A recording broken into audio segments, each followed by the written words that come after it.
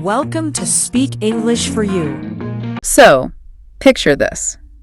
You are sitting at a cafe, right? And you are having a conversation in a new language that you just recently started learning. Which is already, a pretty high-stress situation for a lot of people. Oh, absolutely. And then the person you're talking to turns and asks you an incredibly simple question, like, what did you do this weekend? A total softball question. Right. You know the vocabulary. You have studied the verb tenses for this. But instead of just opening your mouth and answering, you completely, utterly freeze. Yeah, the classic deer in the headlights look. Exactly. Your mind goes completely blank, your palms get a little sweaty, and you just sort of stare at them while the silence stretches on. It is a universally humbling experience for a total beginner. But, that feeling of paralysis, it isn't a failure of intelligence or like a lack of study hours. Which is what we usually tell ourselves. Right, we beat ourselves up. Okay. But it is actually just a predictable cognitive overload. It happens when the brain is trying to manage an overwhelming amount of real-time processing. And that is exactly what we are getting into today. We are doing a deep dive into a targeted guide designed specifically for beginners who keep hitting this exact wall. Because learning to speak isn't just data acquisition. Yeah, we are bypassing the standard grammar charts and the basic vocabulary drills today.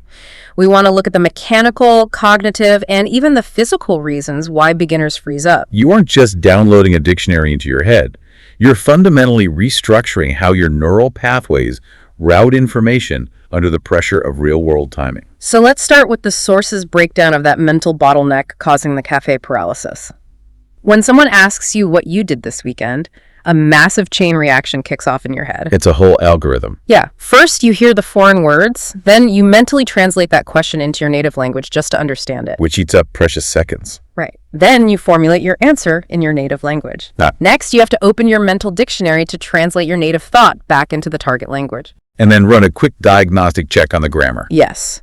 And finally, after all of that, you try to articulate the sentence. You are essentially forcing your brain to run a highly complex multi-step algorithm for a really simple social interaction. It's exhausting just thinking about it. Well, the sheer amount of working memory required to juggle the incoming audio, the native language processing, the target vocabulary retrieval, and the grammar rules, it's just staggering.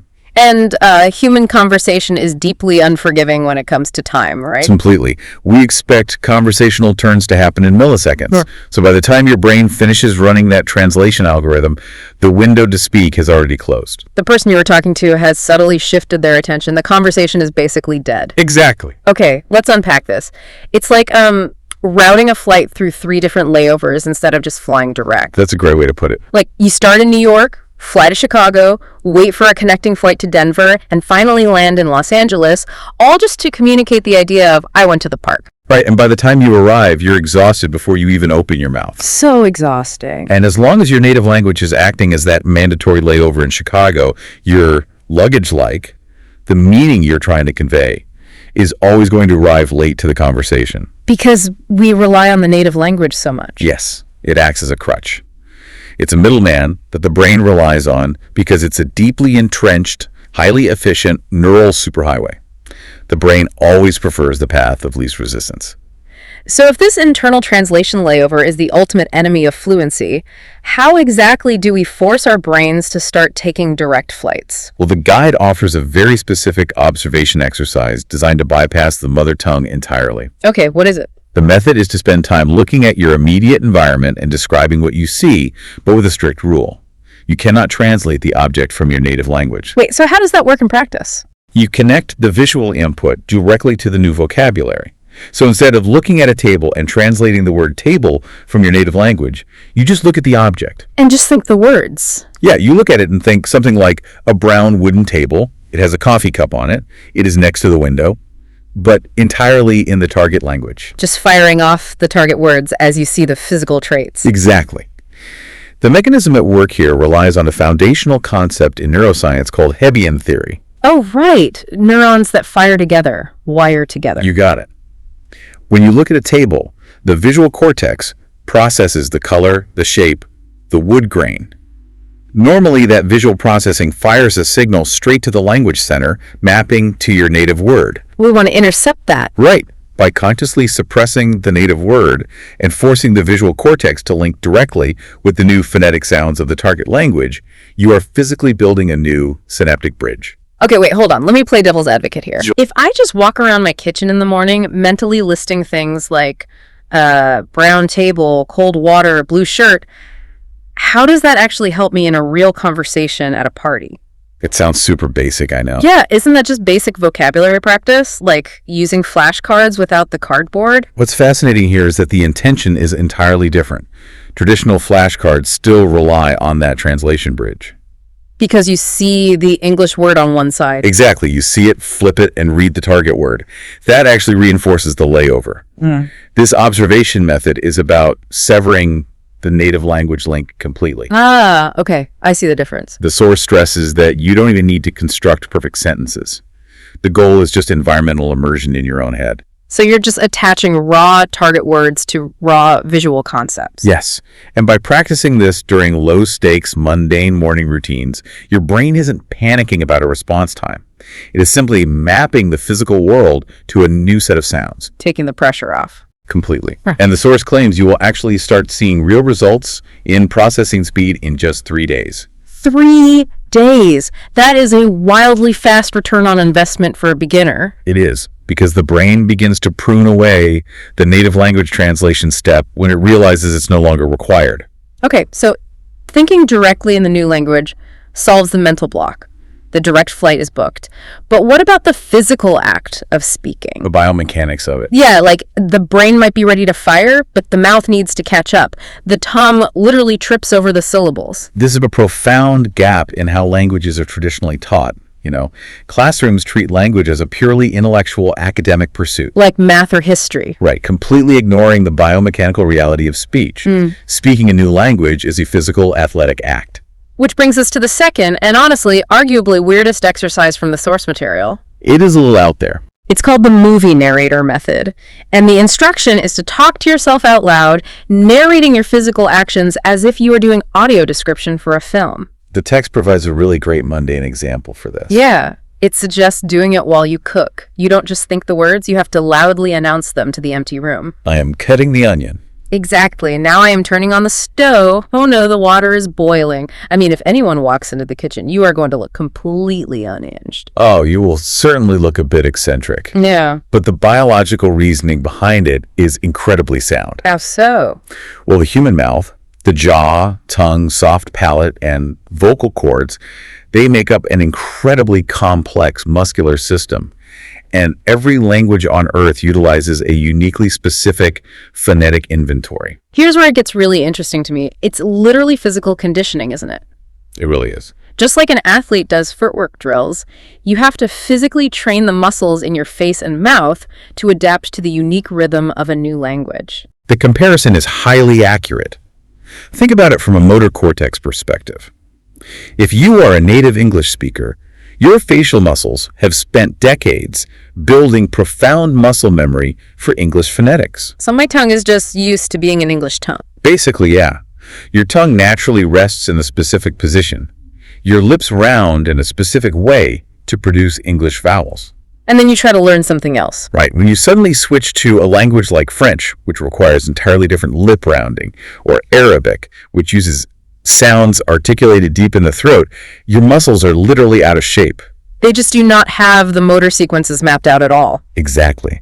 So even if you can read a novel in a new language perfectly in your head, the moment you try to say those words out loud, your mouth stumbles. Because it's never actually performed the physical gymnastics required to make those sounds in rapid succession. The motor cortex hasn't had the reps. When you narrate your cooking out loud, you're taking your mouth to the gym. I love that. Taking your mouth to the gym. You are forcing the muscles to articulate the unique rhythm, cadence, and phonetic combinations of the new language.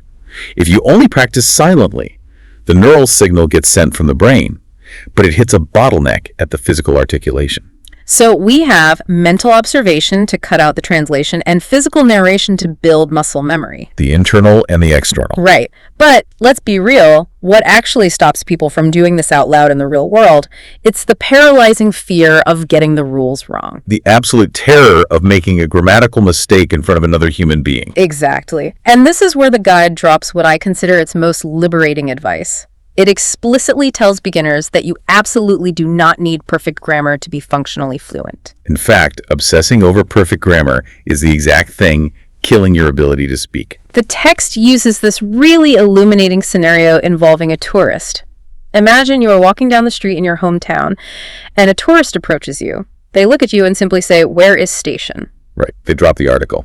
They didn't say, "Could you please tell me where the station is?" They just gave you 3 raw words. And the grammar is technically incorrect.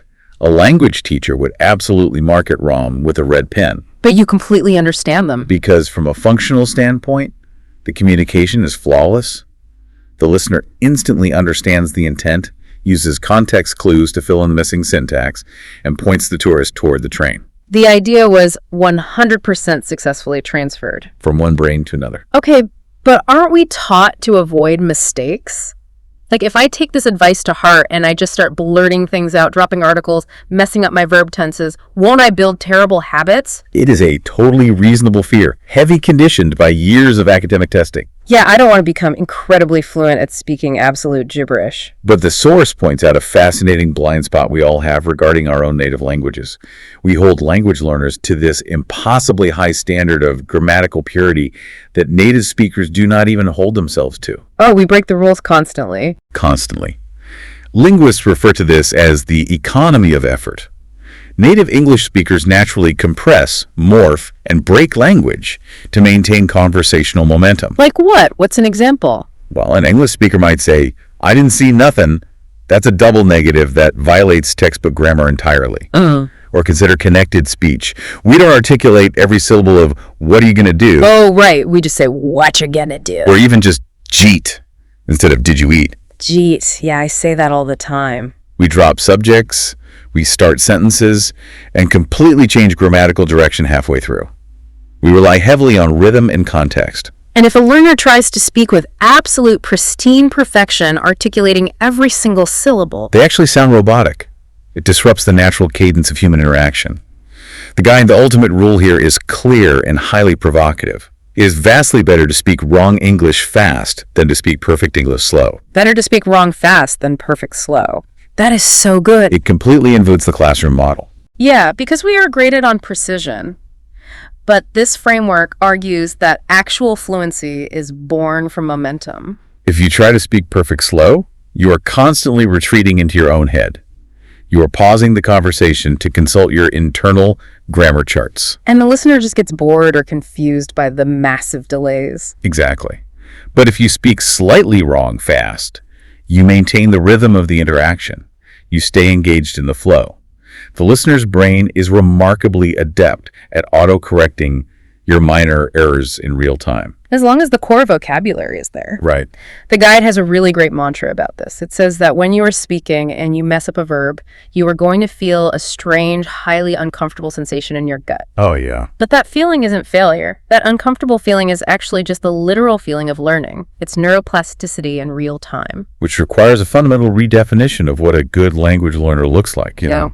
Totally. Progress is not measured by a flawless exam. Progress is measured by your willingness to endure the discomfort of being imprecise in service of actual human connection. It's the willingness to be the person loudly narrating their chaotic onion chopping in the kitchen. Yes. And the person boldly walking up to a stranger and asking, "Where is station?" You just have to view the new language not as a delicate crystal glass that will shatter if you handle it wrong, but as a robust, blunt tool. You pick it up, you swing it, and you trust it'll get the job done. I love that.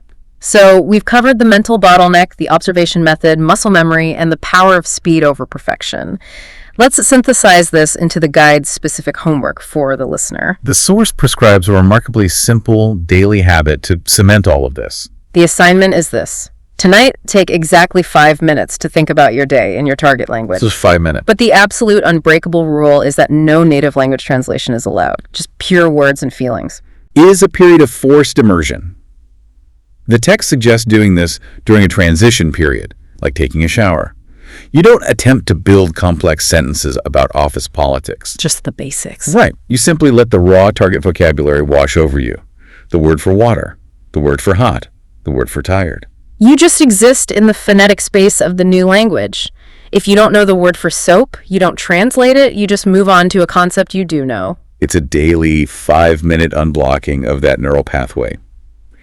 And it reinforces that true fluency is about unlocking yourself, training your mouth's muscle memory, and accepting imperfection. Fluency is an active, messy process. It really is a wildly liberating way to look at learning. Takes the pressure right off. It does. To wrap up our deep dive today, I want to leave you with a lingering question to ponder on your own. It builds on everything we just talked about regarding how human communication actually functions out in the wild. It's a great question. If the ultimate goal of learning a new language is simply to be understood rather than to be perfect, how much of your own native language do you technically speak wrong every single day without even realizing it?